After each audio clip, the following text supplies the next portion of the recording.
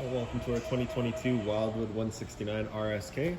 Starting right in the back bumper here, if you just reach into that cap, pull it out of there, inside the back bumper, you're going to find your sewer hose. Just take note of those two ears in the adapter here, as I'll be hooking it up to your sewer system. And then the hose itself, once fully extended, is about 20 feet long. Just keeping it stored in the bumper back here, just help keep any sort of stench out of the unit, keep things at bit pressure for you. And then that cap just presses into place. In this corner, as well as in each corner of the trailer, you're going to find these stabilizer jacks here. So you can see there, we just got it fully extended. It contacts the ground. Give that nut another little turn or so just to firm it up, and it just gets rid of any sort of bounce or sway you get in the unit. Also with this unit, with it being so back heavy, it just kind of helps prevent any sort of, that up and down movement. Straight up from there, we get your cable inlet. It's just a coax cable, plug into there, fire up at your TV location. Couple of steps forward and we get your power inlet here. So as you pop that on open, you're going to find a little notch in the bottom corner here. It's going to line up with that notch there. You're going to press those into place, give it a little eighth turn, that'll lock it down, and then you get the threaded collar in the back there to really lock it into place. Following the cord back, you're going to find a standard 30 amp end there. Most campsites will have that. You can just plug straight on in and you're good to go. We do also provide you with a 15 amp adapter, so if you're looking to plug in at home to charge your batteries or run your fridge, you got the power to do so. Right down below that is a black tank flush. So basically over time, you may notice after having gone and dumped your black tank, your monitor panel is still reading a third or 2/3, whatever it may be. Typically, it's just some debris inside of your tank hanging between the probes causing that misread. So what you're going to do is just take your water hose and plug it into there. Open up your black valve, that will show you in a second. Then you can turn on the water and that'll just flush out that tank, get rid of any sort of debris that could be causing that issue. Down below that is your city water inlet. So just the same water hose is going to plug into there, turn on the water, and that'll pressurize the lines throughout the unit. Straight ahead from there, we get your hot water tank. So as you pop that on open, you're going to find a little pressure relief valve up top. So all your controls for turning this guy on are just inside of the unit. Before we turn it on though, we just want to hit that relief valve right there and make sure that bit of water comes out. That bit of water coming out of there is just letting you know that tank is full, it's safe to fire it up, and you're not going to burn anything out by doing so. Once we get inside and do fire it up, I will go over a reset procedure, and the button that I'll refer to is just right here. Once you're done, you can just close it back up, lock it back down with the keyway, and that's that. Right down below it is your sewer system. So that cap there, if you just kind of press on it and give it a turn, you can pop it on out of there. You can see it's got the same two ears on it that your sewer hose had, so that'll attach the same way where you just keep pressing it in, giving it that turn, and that's that. On the left, you get a gray valve, on the right, you get a black. So that black valve is controlling your black tank. You'll be opening up that black valve to dump out that black tank, or for using that flusher, like I said. Once that's done, you can then come to the gray. We'll pull that last. Gray tank is going to be filled from your sinks as well as your shower, so typically cleaner water. Then, of course, the black, which is filled from your toilet. So dumping that last just helps keep that hose as clean as possible.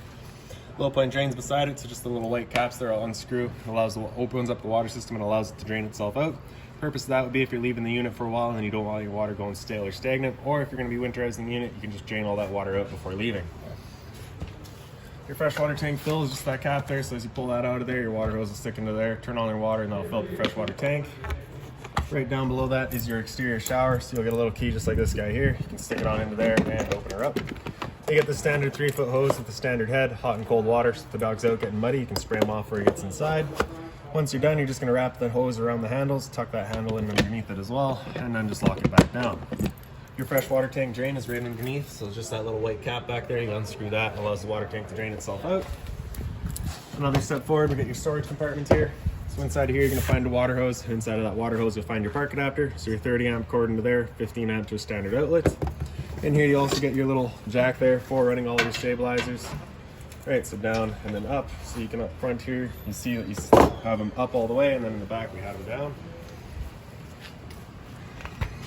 Around to the front of the unit, you get your battery disconnect switch up on the frame there. So with that down, you can pull it straight out. That's your battery then, of course, disconnected. To connect it, you're going to turn it in until it points up, and that's it then turned on. Your battery itself is housed inside of this box right here, so as long as you're plugged in through that short cord in the back or your 7-pin tow vehicle, that battery is charging for you. Your propane tank is right underneath here, so we just kind of reach in with the hose. You can get to that valve there and open it up.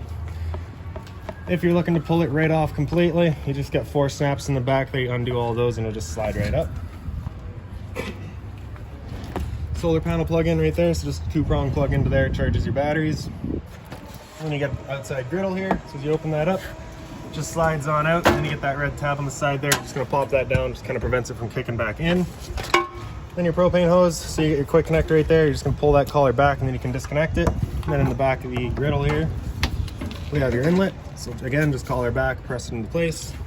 And kind of right underneath the griddle, you get your outlet for it. So you have that dust cap, you're of course gonna pull that out. And then you got your collar, you can push back, attach your hose. Then you also get that valve there. So once you have that valve opened up, you cannot undo that quick connect, so it's just kind of an added safety. Then with it in, you can take your knob here, you're gonna press it in, and just kind of rapidly turning it past that light until it clears the air out of the propane line, and you can see she fires right up. Once you're done, you're gonna press it in, turn it up to off, and that's it then turned off. To disconnect it, you're just gonna close off that valve at the unit, pull off the quick connect, put your dust cap back in there, send it back up through the top, and pull it out of the griddle. And then I just like to store that hose connected to itself, just ensures that nothing's getting inside of there, and slide it back away. And then right behind the entry door, we get the exhaust for your furnace. So if you're ever running your furnace, just make sure it's not blocked off. It does get hot. Towards the back, you get a GFI protected outlet. It resets just inside of the unit.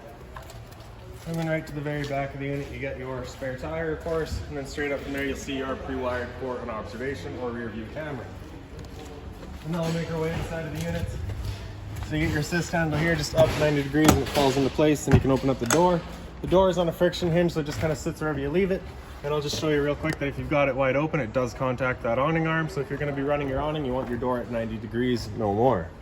For the step, you're going to grab that first step, pull it straight out, flip that last step over, then you can make your way inside. So first things first, once you get in here, is your fire extinguisher is right on the left, so that's standard. Pull the pin, point, and shoot. Right beside it, you'll find your LP detector. Propane's heavier than air, it sits on the floor. That guy detects it and starts going off just like a smoke detector would. Up the wall, kind of on the other side of the entrance, you get your speaker. So that's just a Bluetooth speaker. Because we don't have a dedicated stereo, they just provide you with this thing. That is a charging mount, right? Also with the USB outlets on it, and then all your controls are just on the front there. Slide it back in.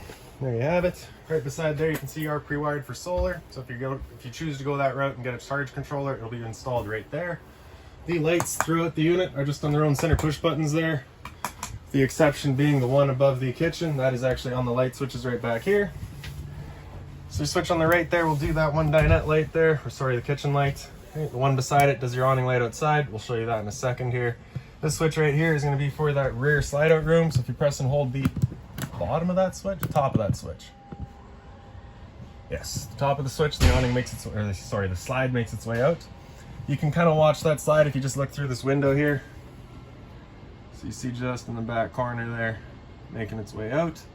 Once it's out all the way, it's just going to kind of stop in place automatically. You'd hear a couple of whines from the motors if you're back there. You're not really going to hear it from over here though.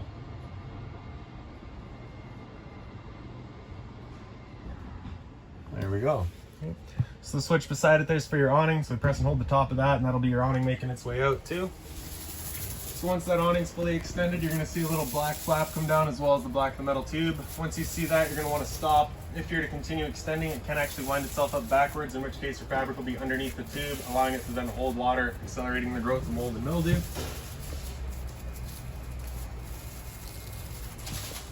Alright, so I don't think I quite have, well, there's the flap, so you can at least see that, but I don't really have room to get all the way out today.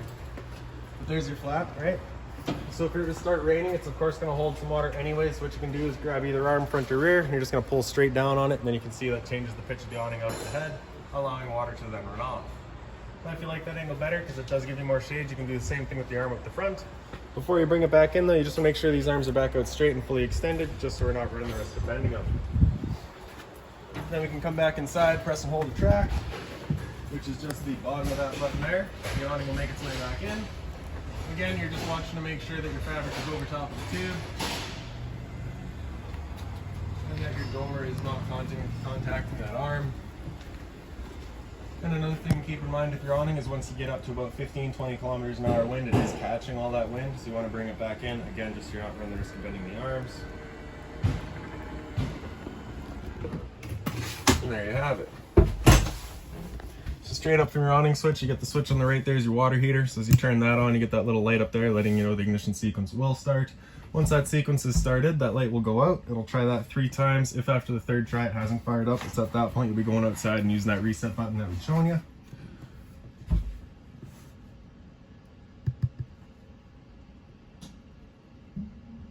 So stood right here, you can hear the click of the flame, or sorry, the click of the igniter and the whir of the flame. We know the tank is good.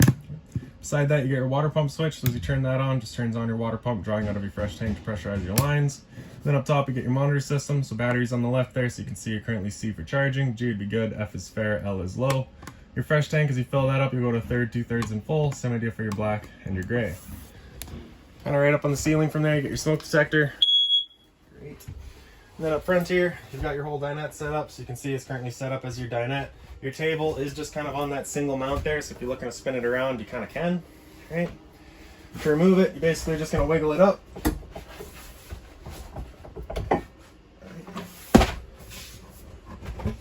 Right, so you get that kind of your leg there. And then right underneath here, you can see you got all the ledges there. You take the dinette and then set it down onto those. Take this back cushion here, lay it over top, and then you get your kind of bedding area. To set it back up, as you saw, you're just doing the same thing backwards. Just set in that leg there, and then that leg into the mount. And there's your dinette. Right. Blind over here, it's just on a tension system, so it just kind of sits wherever you leave it. The emergency exit, you're taking that red handle here and pulling it, taking this handle here, throwing it outside, hopping on out. Then your microwave here, pretty standard, just like home. Down below that, you get your range vent, so you get a light here and a fan on the side. So additional to that fan is actually a flap outside that I forgot to show you. Basically just a couple of clips. You just pop it on open. Once you're done, just pressing it into place. You do want to make sure it's open with this fan turned on, just because this is a propane stove, so whenever you're using it, it is putting off fumes. So the bifold cover just flips on back. Then you're going to turn on that little knob light there, and then you can press and hold. You can see it automatically ignites. The reason I say to turn the knob on first is because that's what turns on the igniter, so you just got to make sure that's on before you try to fire up the stove. Down below that, you get your drawer space. Right beside that's just a little bit deeper drawers. And then your converter right in the bottom. So you press it top and center and it pops on open. You get all of your breakers on the left side there. Whenever a breaker breaks, it's going to sit in the center, so just turn it off and then back on to reset it. And then on the right side, you get all of your fuses. Above the sink, you get a little light there. And the storage up above that. So inside of here, you're going to find that binder. That binder's got all of your owner's manuals, any keys, any remotes, anything like that for the unit, you'll find right in there. And then the light there, and then we got your thermostat here. So that slider all the way over to the left, that's it turned off. Slider all the way over to the right, that's max heat. Anywhere in the middle is going to be your temperature selection, and then across the bottom there, you get your temperature readout. Right beside it's just USB outlets. The furnace is right below the fridge here. So the nice thing about this furnace is once it fires up in the bottom left corner, you'll be able to see that little flame once it gets going. The downside to this furnace is that it is not ducted, so it is just dumping all of its air right here. If you're looking to move the air forward and back, you're going to want to get yourself a little fan of some sort. Once you're done, slide it all the way over to the left until it clicks. That's it then turned off. Hot and cold water at the sink here, mobile head. The cover is just a soft plastic, so nothing hot on it. Then your storage down below it. Right. So just being mindful of your drains and your water lines back there, and then right down below it, that's that access panel here. It just has one screw down in the bottom and center. If you pull that out, you can get this panel out of the way. It gives you access to your water pump as well as your water tank. So if you're looking to winterize the unit yourself, once it comes time, that's where you're doing it. Get your freezer up top, and your fridge down below. Temp selection right across the top and center there. There is a TV backer in the wall here, power outlet for it, and a cable and satellite outlet for it. And then above my head, we get your air conditioner. So you get the two low fan controls, and then you get high fan. So of course, fan is just moving air. There's no cooling involved. After fan, it'll come into low cool. So that's where the low fan will run, and it'll have the compressor cutting in and out as needed. Same idea on high cool, right? So you get your cooling there as well as the high fan. Pretty simple. With it going, you got the two little louvers there, one on either end. You can just kind of close or open them off, just choosing where you're shooting your air. Your doors here do have cutouts in the top, both doors, so you do get the air straight back into the bedroom. You will notice the temp selection knob in the back here, so that does have, you know, obviously cold, and then it goes into heat as well. Heat will not work. Heat is only there if it had a heat pump installed. We have a dedicated furnace, so heat is not hooked up. And now into the bathroom. So inside of here, just like the rest of the unit, you got your push button lights. Medicine cabinet over here. Down below that, you get your hot and cold water, of course. GFI protected outlets right beside it. It's test on the left, reset in the center there. So if you ever have outlets that don't work, it's the first thing you should check. Below the sink, you get a bit of storage. Again, being mindful of your drains and your water lines. And then the toilet right beside it. Flush is just on the right side over there. Straight up from that, you get your roof vent, so you're just turning that knob to open it up. In the back corner, you get that push button, turns on the fan. And we get your shower over here, so that's standard, head and hose, hot and cold water, skylight up top. The curtain just pulls on out, just kind of has that clip, sets into place. Once you're done, just push it, retracts automatically. And then the bedroom here, So you can see the bed is your slide out, so that's already been opened up all the way. Again, the lights are all just on their own center push buttons. Get your closet space on either side, up and down. TV backer across the back here, outlets for it up top. Antenna outlet right in the center here. Turning that antenna on, you get that button beside it just letting you know it turned on. All right, then you get your cable and satellite outlet up top, and you can see you're also pre-wired for Wi-Fi. Your TV backer right in the center there. Closet space on the side over here. Okay. Then all the drawer space.